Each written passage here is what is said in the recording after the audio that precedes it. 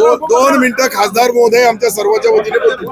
तुम्ही आता दोन्ही गेले अनेक महिने दोघांमधले जे वाद चव्हाट्यावर येत होते, आता ते वाद मिटलेले आहेत, तर तुम्ही एकत्र गाडीमध्ये आलेला आहात. 100% आमचे वाद मिटलेले आहे. फक्त तुमच्याकडून काही वाद निर्माण होऊ नये याची दक्षता आम्ही बी घ्यायला पाहिजे आणि तुम्ही बी घ्यायला पाहिजे. आज प्रवास तो लय चांगला झाला. मी तर पहिलेच बोललो, अनेक महिन्यानंतर मला पालकमंत्री महोदयाच्या गाडीमध्ये बसण्याची संधी मिळाली. असाच होईल, चांगला होईल. आता पक्ष एकजूट आहे. 6 आमदार 1 खासदार आम्ही एकजूट आहे. पालकमंत्री महोदयाच्या सोबत आहे आणि पारकर साहेब देखरेख आहे.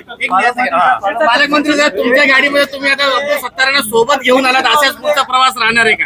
एक तुम्हाला सांगतो की आम्हाला एकनाथ शिंदे साहेबांनी आदेश दिलेला आहे, 6 आमदार 1 खासदार आम्ही सर्व मिळून एकत्रितपणे एकजुटीने या जिल्ह्यामध्ये काम करायचं, पक्ष वाढवायचा, संघटना वाढवायची आणि कोणताही वाद तुमच्यात असला नाही पाहिजे हे त्यांनी सक्त सूचना आम्हाला सर्वांना दिलेल्या आहेत. म्हणून आज तुम्हाला जे चित्र पाहायला मिळते, आम्ही सर्वजण आहोत. सत्तार आज माझ्या गाडीमध्ये होते, याचा आनंद माझ्यापेक्षा तुम्हाला जास्त झाला असेल आणि म्हणून असाच आनंद तुम्हाला मिळावा असा प्रयत्न आमचा राहील. मनभेद मिटले का? मनभेदचा प्रश्न नाही. आमचे नेते एकनाथ आहे आणि एक सोबत राहण्याचा आताच पालकमंत्री महोदयांनी बोललं, बस तोच आमच्यासाठी अंतिम निर्णय.